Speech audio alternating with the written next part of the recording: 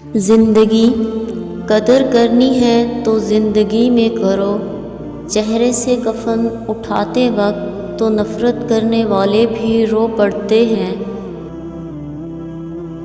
ایسی خوشی سے بچو جو دوسروں کو دکھ دے کر حاصل ہو۔ منزل اگر راستہ خوبصورت ہے تو معلوم کرو کہ کس منزل کو جاتا ہے، لیکن اگر منزل خوبصورت ہو تو راستے کی پرواہ نہ کرو۔ عزت اپنے آپ کو عزت دو گے تو دوسرے آپ کا احترام کریں گے۔